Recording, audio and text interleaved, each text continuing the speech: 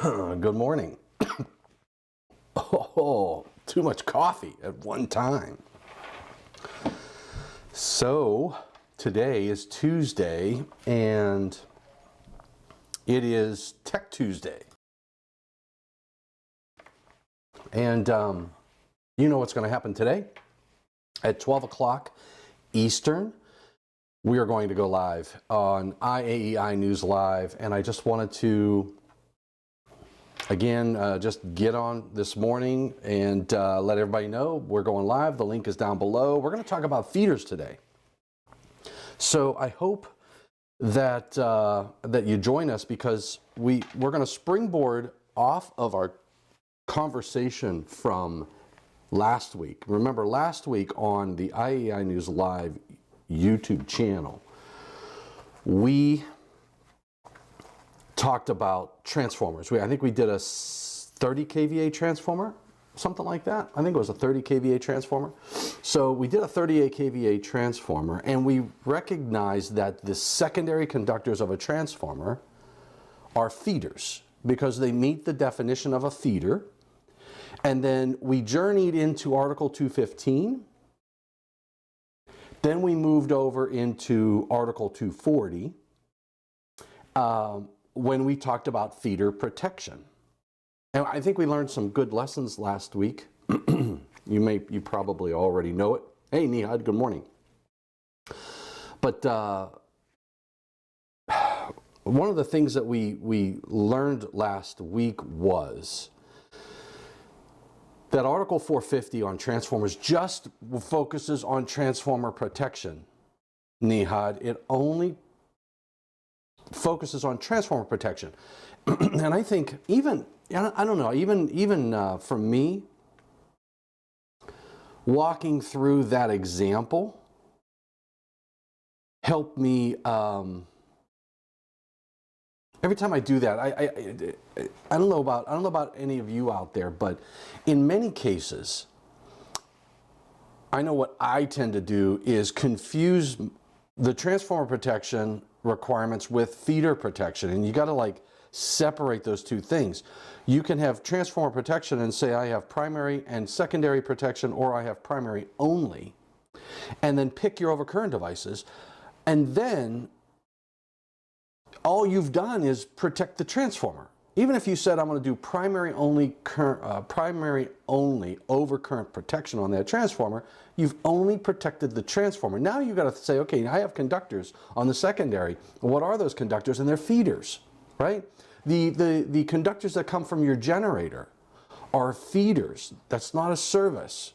So I have to, once I understand what I'm dealing with, whether it's a feeder, a branch circuit, a service conductor, what kind of conductor it is, a cord set, whatever it is, then I know the appropriate sections to go to in the National Electrical Code, which is why the defined terms are so important. A lot of times we'll skip over, or we'll think, I know a lot of people, and myself included, I used to think, boy, this is definitions, blah, blah, blah, blah, blah. But defined terms, when you are in the process of implementing code requirements, a defined term is critical, because that defined term tells you where you need to go in the book. So when we got into the discussion last week of transformers and transformer protection, we said Article 450 is just about the transformer. It has nothing to do about the secondary conductors, has nothing to do about the primary conductors, and it has nothing to do with whatever that transformer is supplying. So once you have that under your hat and you really grasp that, because there were even some commenters and discussions online that really tells me that some people are struggling with the fact that 450 only deals with the transformer. That's it. So then you identify, okay, now I'm going to protect the conductor, and then you said, remember we said, does the primary overcurrent device, because I put it at 125% and I meet the I only need a primary only protection, so I'm doing primary only protection. I don't have to worry about secondary protection for the transformer, but the conductors on the secondary of the transformer needed a overcurrent protection because you couldn't rely on the primary device. So then we decided, hey, look, we have to put overcurrent protection to protect that secondary transformer secondary conductors. And when we did that, we knew we had to do that. So then we took our journey into 215, and then 215 said, hey, look, you've got to protect all feeder conductors per part 1 of Article 240. So then we said, oh, well, let's go to part 1 of Article 240. And part 1 of Article 240 said your protection had to be, first it said that there was in 240 I think it was, I can't remember which section, it was in part 1, but it said that the primary breaker on a delta Y ground transformer does not protect the secondary conductors. But it also said you had to protect the secondary conductors. So then we said, okay, well, we know we got to protect the secondary conductors, and we know that the primary overcurrent device doesn't protect the secondary conductors. So then we had to move to part 2 in Article 240 to try to figure out where do I need to place my overcurrent device? Because part 2 says, it said location, right, Nihad? It said that you had to put the overcurrent protection at the beginning of the feeder, which makes sense. I mean, if I'm going to protect a conductor, if I'm going to protect this conductor, okay, I'm going to protect this conductor from overcurrent. This is the load, and this is my source, right? This is the load. So you would think that if I want to protect this conductor from overcurrents and short circuits, if I put the overcurrent protection here, I'm not protecting this conductor from a short circuit. Not so whatsoever, because remember, there's no overcurrent protection on the line side of that transformer. So if I put my overcurrent protection here, I may protect this from overloads. We do this in motors in 430. We say the overload protection can be anywhere in that branch circuit. But I don't have short circuit protection for this conductor if my overcurrent protection is down here at the load. So 240 says you have to have it up here at the source. Well, that presents a problem if I'm dealing with a transformer, because now how do I install a breaker inside the transformer? Now I can buy a circuit breaker, or I can buy a transformer with integrated circuit breakers. Well, that's a sweet product. That's actually my favorite product in the world. I'm telling you, that is my favorite product. The breaker integrated transformer with a breaker on the secondary. I look at that like I looked at the CubeFuse panel board years ago. Before we acquired Cooper, I looked at the CubeFuse panel board. I used to watch Tim Cernko and Vince Saporita and the Busman crew, and I would look at that panel board thinking, man, that is the cat's meow, because it's so fast. You replace the overcurrent protection without removing the dead front. There's so many safety value propositions to that product, but I didn't work for Busman, so I couldn't. I did tell people, I let people know if they asked me, if you ask me, Tom, what do you think about this? I'm going to tell you the truth. Bobby Joe will tell you, I can't lie. You'll see right through it. So I do. I will tell you the truth, and I'll tell you, hey, if it's a competitive product, look at Ashley and Siemens with their AFCI. It's a tester, right? I don't know, Nihad, if you've ever seen that, but there's Siemens has this AFCI diagnostic tool that's based upon AFCI technology that helps you determine, is it a series fault, is it a ground fault, all these good things in a circuit. I think it's a great product. I even I told her I should get a commission because I tell people about that product all the time. But that's what our industry needs. It needs more troubleshooting tools for these technologies like AFCIs and GFCIs and whatnot. So in any case, that breaker integrated transformer, man, I tell you, put in that circuit breaker. So if my transformer is here on this side, and I have the breaker integrated with the transformer, this now becomes a standard feeder. It's not a secondary conductor, it's a standard feeder. There is overcurrent protection at its source because it's integrated with the transformer. Now I've got short circuit, and I could take this conductor as long as I want. I have no restrictions in the code. Because what we learned last week was when you have your transformer secondary conductors and you're not going to put it at the source, you're going to put the overcurrent protection at the end of this conductor. You've got to follow certain rules. Why? You have an unprotected length of conductor. And so in 240, I think it's 240.21 are the TAP rules. There's a section for transformer secondary conductors, and it told us, okay, you can have 10 feet, you can have 25 feet, you can have all these different lengths of conductor, but, oh, by the way, if you're going to do this, you got to put that in a raceway. You've got to physically protect this conductor because it's unprotected from an overcurrent from a short circuit perspective. So I tell you what, I enjoy, I don't know why, but I enjoy talking about the transformer stuff because there's a lot that is missed by engineers across the globe. You know, I can't tell you how many drawings I've seen that they don't put a secondary overcurrent protective device. They take the transformer conductors, secondary conductors out of the transformer. They land it on a main lug only panel board. And in some cases, they try to follow the 6 disconnect rule and you go, boy, bless their heart. You know, you just got to bless their heart. But then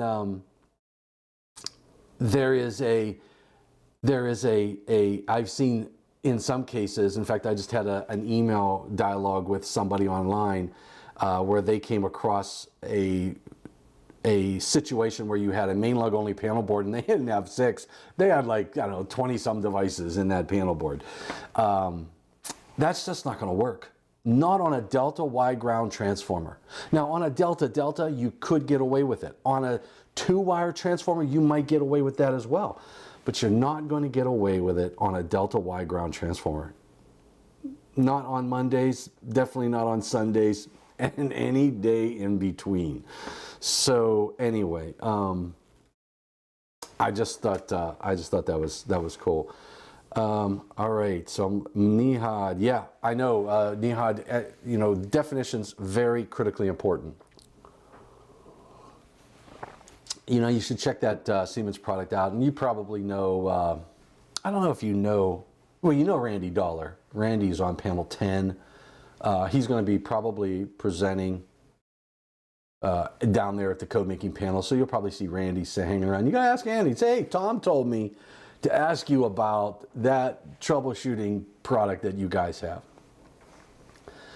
I get into Charleston Saturday, Nihad. I'm driving down. I'm driving down. So, and I'm bringing video equipment with me. So I'm bringing my camera. I'm bringing my my lavalier mics. We're going to sit down and we're going to record some sessions, Nihad. I want to record some videos, and then remember we got Shock Week coming up, and Bobby Joe says she's going to help me organize Shock Week. I want to pre-record some things we can talk about. We can talk about the 2026 code cycle. We could talk about anything down there. And it doesn't necessarily just have to be shock related. Okay, so any case, hey, Dan, you know what? I will, Dan, we'll live stream from down there, probably in the evenings. It's going to be tough. Here's my issue, Dan. You know, Nihad and I try to go live at these different events. We're at the Electrical Safety Workshop, PCIC, and the problem is, especially down here at these code panel meetings. Here's my thoughts on this. Now panel 2 is meeting the first week, so we meet. I think it's Monday through Friday or Monday through Saturday or something like that. We have a lot of public inputs to get through. We're going to have a lot of debate. We're going to have presentations. And that eats up a lot of time. And then here's what happens, Dan. You're sitting at the table and you say, the task group could come back with something, and then all of a sudden everybody's like, well, no, we don't like that. So then you have an evening task group. And personally, I like to participate in all of those task groups that are occurring at the code panel meetings.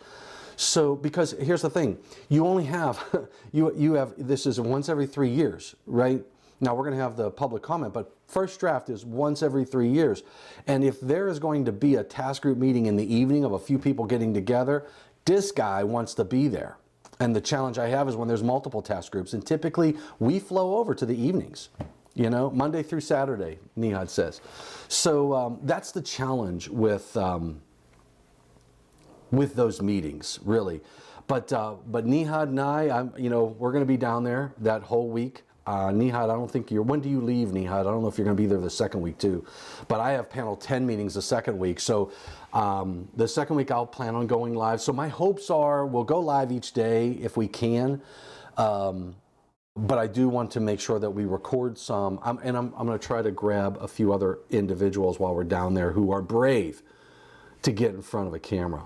So Dan, we're going to do the best we can to go live, and it is going to be busy weeks and late nights, and we're on the East Coast. So, you know, maybe Nihad will live stream no matter how late it is. I don't know. I mean, it's not that hard to do. Oh, the other thing I could do, Dan, is we could record, and then I could post it the next day. I don't know. I guess it doesn't matter. It doesn't matter. I'll try to go live. We'll try to do that.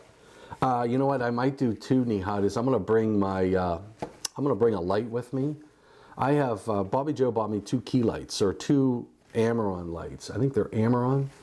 They're nice, they're small, they're compact. I can control them with my, watch this. I can control with my iPad the color of the 2 lights, like this light over here. Watch this. Watch this. Now it's at 14% right now. If I can turn it up, ooh, doggy, and I can turn it down to back down to 14%. And then I can have like a dimming. I can go up and down. I can change the Kelvin, all that good stuff. So.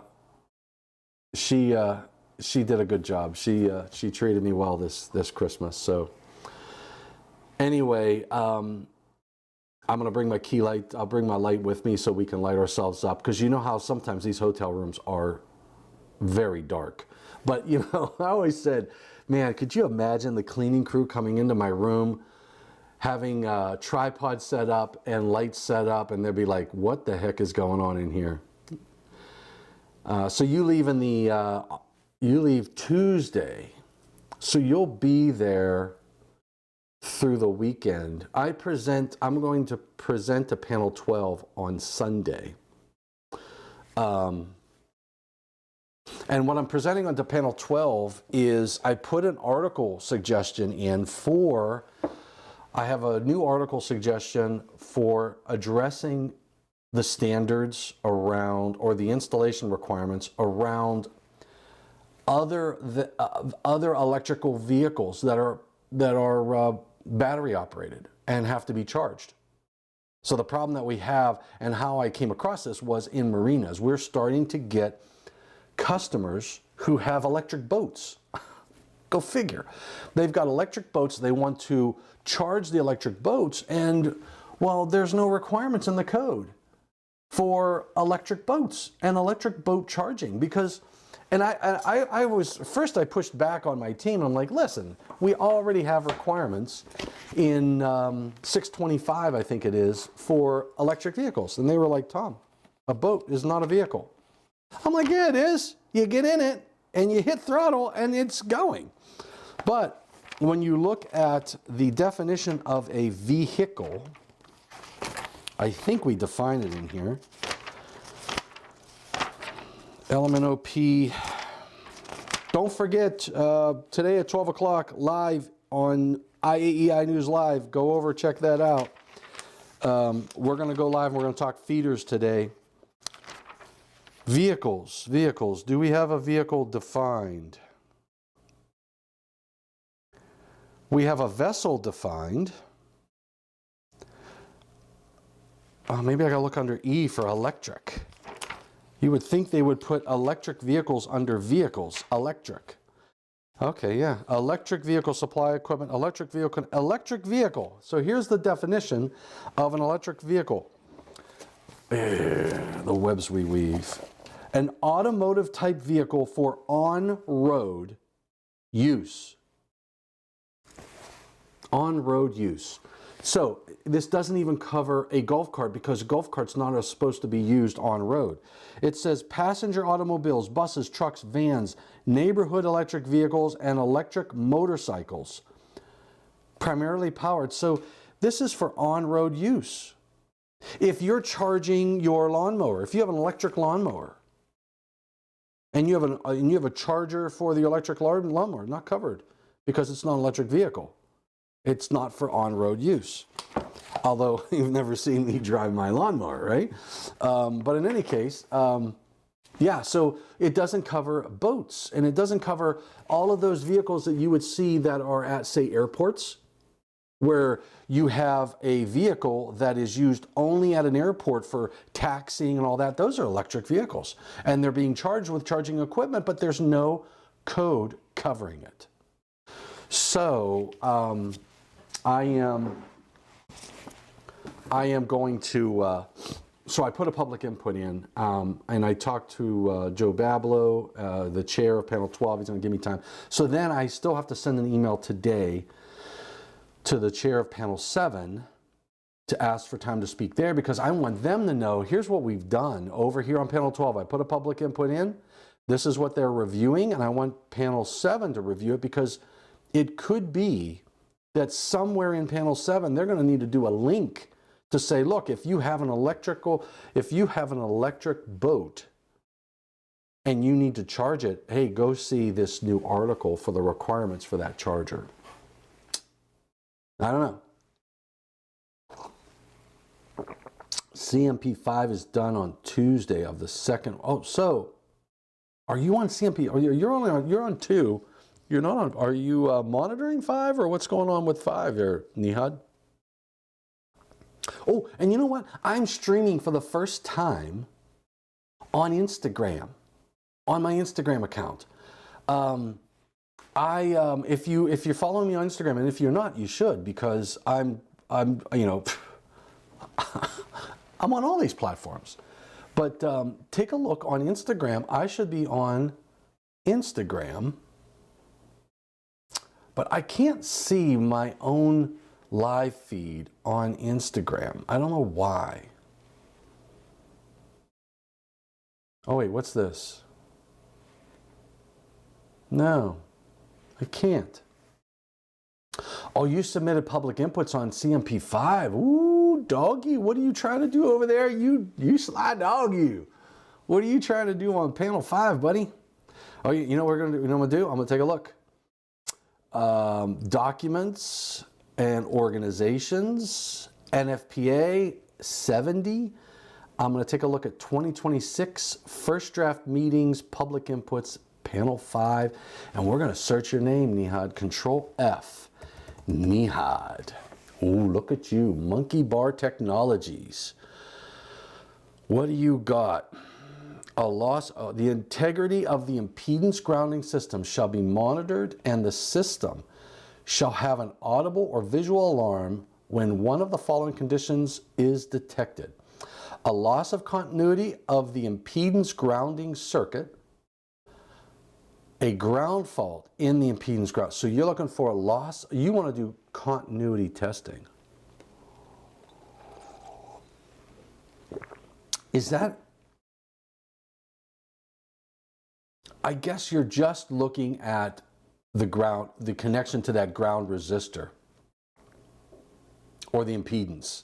You're not looking at the entire system, because that's all just bonding.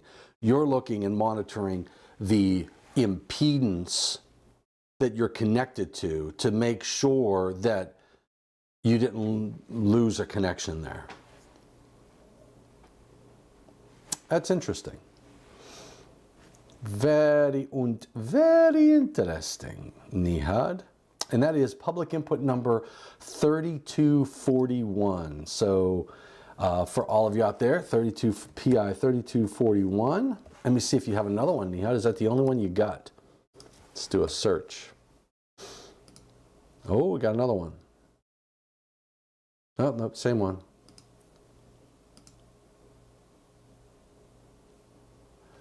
Yeah, so you have 1, 2, 3, 4, 3241, 3243, 3243. And you got 3244 as well. Impedance grounded system monitoring. Okay, so 3244. You're doing the same thing. All right, I see what you're doing. I see what you're shaking. Our crew will be there, of course, as well. Not me, though. Oh, Dan, cool. What crew? Oh, yeah. Okay, good. Good. Well, Dan, you know, if anybody down there wants to go live or do a recording, let me know. Shoot me an email. Connect us up while we're down there. That'll be fun. All right. So, Nihad is active over there. That's a good thing. Make sure you are correct monitor to make sure that the system is high resistance grounded. Ooh, very interesting. Well, I'm gonna have to make sure my guys and gals know about it so we have the technology. All right, I'm almost out of coffee.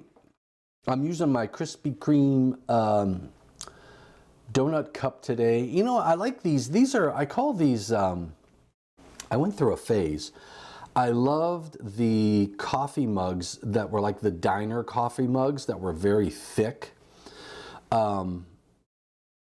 I don't know if there's a difference in the amount of coffee. I never measured the amount of fluid that it holds over some other coffee cups, but I don't know. I just like the feel of that, and it makes me feel like I'm at a diner. All right, anyway, I gotta run.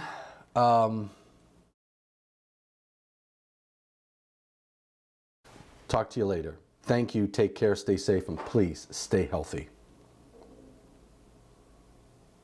I gotta go. Me end.